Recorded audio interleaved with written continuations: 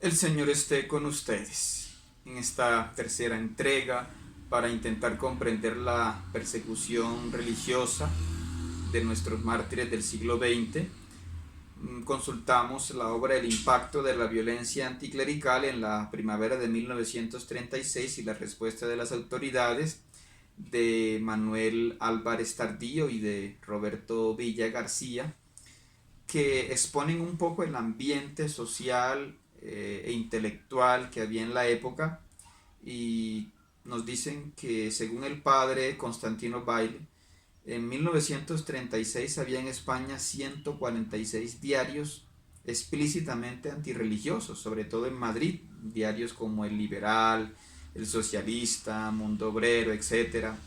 En Barcelona estaban El Diluvio, La Opinión, Humanidad, La Rambla.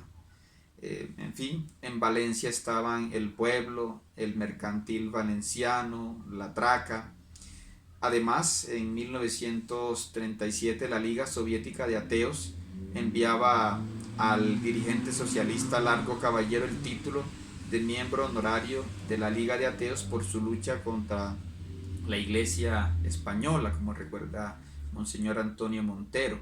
Hay que recordar que esta Liga Soviética de Ateos fue una de las que ayudó a capturar, a identificar sacerdotes y creyentes en toda la Unión Soviética, donde hubo también una persecución inmensa de no solo de católicos, clérigos, sacerdotes, sino también ortodoxos, que por supuesto quedaron en su mínima expresión.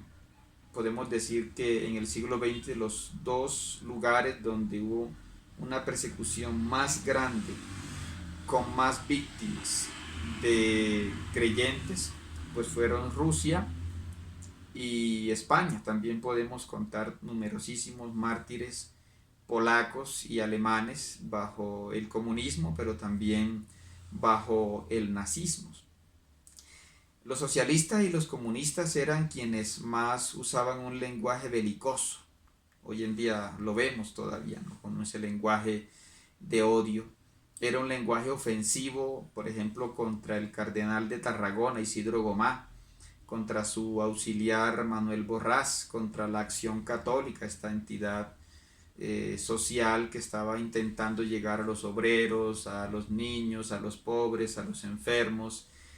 En España estaba la SEDA, o sea, la Confederación Española de Derechas Autónomas, que habían sido creadas en 1933 y que eran cercanas a la Acción Católica, era una especie de partido político. Y esta gente justificaba la violencia anticlerical porque decían que estaban combatiendo la Inquisición, el vaticanismo, decían ellos que había mucha influencia del Papa en España, lo cual era falso porque recién se habían perdido los estados pontificios, tenía poca influencia la iglesia realmente desde Roma.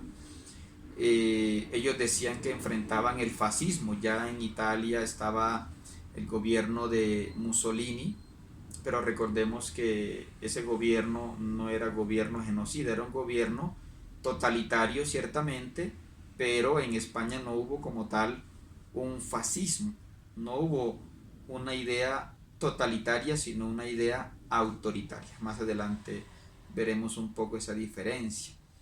Además, en 1934, pues hubo una especie de inicio de, de guerra civil en varias partes de España, solo que este movimiento fracasó y bueno, fueron controlados por el Estado, pero ellos decían que debían vengarse.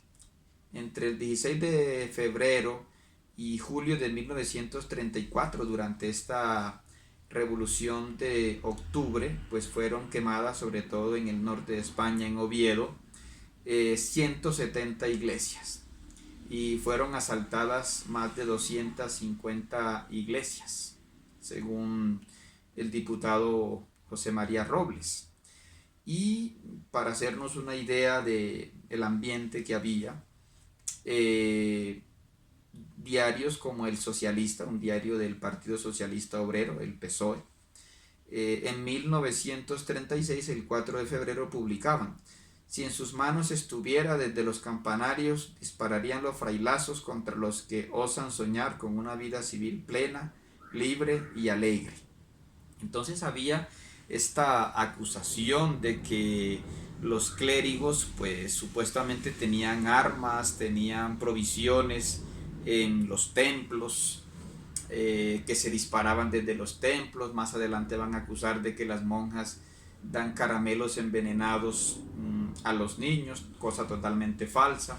También había la acusación de que los sacerdotes tenían muchas riquezas, de que las monjas eran inmorales, mujeres aburridas, en fin, muchas cosas que se sabe que se escribieron y después se decían, en fin. Y formalmente el inicio de las persecuciones, recordemos que durante 1936 hubo numerosos ataques, incendios de iglesias, ataques personales, verbales, pero lo que provoca ya una persecución abierta, y tristemente no solo abierta, sino que el gobierno republicano reparte armas a sindicalistas, a obreros, a cualquier persona que simpatizara con su causa, y estas armas son entregadas cuando el general Francisco Franco, Queipo del Llano y otros generales se levantan en armas desde Ceuta, Melilla, Canarias, desde algunas ciudades del norte de España, porque en Madrid, en Barcelona, pues fracasa el levantamiento militar. Varios generales intentan tomar el poder. Ellos pensaban hacerlo en pocas semanas, como había pasado en años anteriores, que había un levantamiento, un pronunciamiento, y era rápidamente tomado el poder, pero esto no va a ser así tan rápido. Y entonces por eso inmediatamente hay ese levantamiento del general Francisco Franco, y había otro general que estaba en España, el general Sanjurjo, al que pensaban poner como jefe de gobierno, aunque este se accidenta mientras sale de Portugal. Entonces los otros generales pues no tienen tanta fuerza. Quien va tomando fuerza es el general Francisco Franco.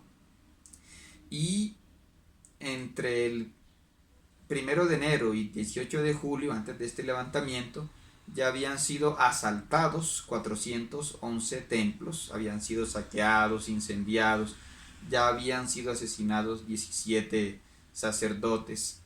El padre Ventura Guinarte y Bonifacio Porres recuerdan que el 13 de marzo, antes del levantamiento, en 1936, había sido quemada la iglesia trinitaria de San Ignacio en Madrid.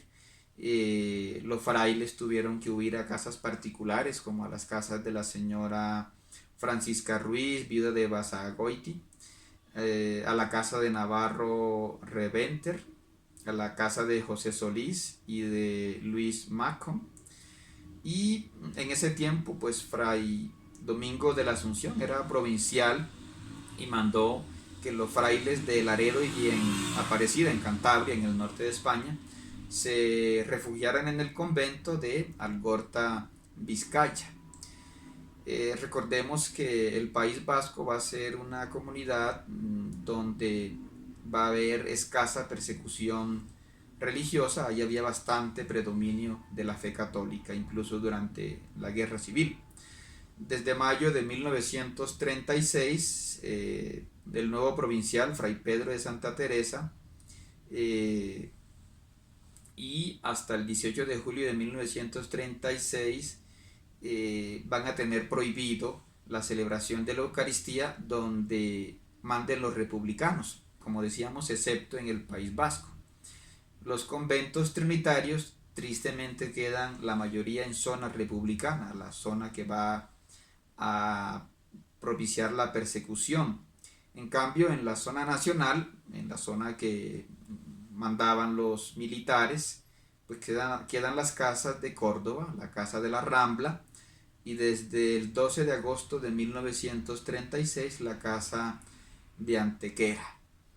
Ya solo en el mes de agosto de 1936 habían sido asesinados 2077 eclesiásticos. En el norte, en el País Vasco, en el convento de Algorta, a este convento se le toma como hospital de heridos, también al convento de la Bien Aparecida.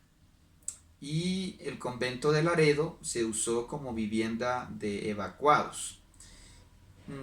Mientras en Barcelona, también zona gobernada por republicanos, los frailes lograron salir en noviembre de 1936 hacia Roma.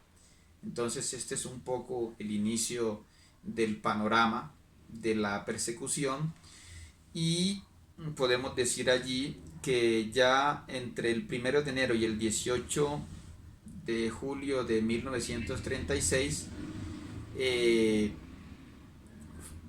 había todos estos ataques, y específicamente el 28 de julio de 1936 fue asesinado por milicianos socialistas un sacerdote famoso, ¿no? El pedagogo San Pedro Poveda, fundador de la institución teresiana. En lugares, por ejemplo, como Baeza, en Jaén, el alcalde ordenó a la Guardia Civil dejar desprotegidas las iglesias, algo que por supuesto enseguida los llamados milicianos, estos sindicalistas y obreros armados, quemaban, asaltaban, saqueaban las iglesias, y por supuesto si podían mataban sacerdotes y religiosas. Ya en lugares como Ciempozuelos, en Madrid, el 9 de agosto de 1936 fueron asesinados 7 jóvenes colombianos de la Orden Hospitalaria de Ciempozuelos, que desde 1876 tenían un sanatorio. Estos fueron beatificados en 1992, siendo los primeros beatos colombianos. Ellos estaban allí estudiando enfermería, ninguno era sacerdote. Habían llegado en 1935, apenas llevaban un año, excepto Luis Arturo, que había llegado en 1930. Atendían enfermos mentales, y hay que decir que tristemente los diplomáticos colombianos no pusieron mucho empeño en salvarlo, porque bajo temas diplomáticos muchos embajadores, por ejemplo los de Chile, de Argentina, de Noruega, salvaron perseguidos, incluso diplomáticos de Francia. Pero en cambio 29 embajadas, incluyendo la colombiana, no lo hicieron. Y también a veces los anarquistas inventaban falsas embajadas, como la embajada de Xi'an, para enviar allá personas que se identificaran como religiosos, las capturaban, las encarcelaban y la fusilaban. O como pasó con una falsa evacuación desde una embajada de Finlandia el 21 de octubre de 1936 para fusilar fugitivos. Más adelante continuamos con nuestra entrega.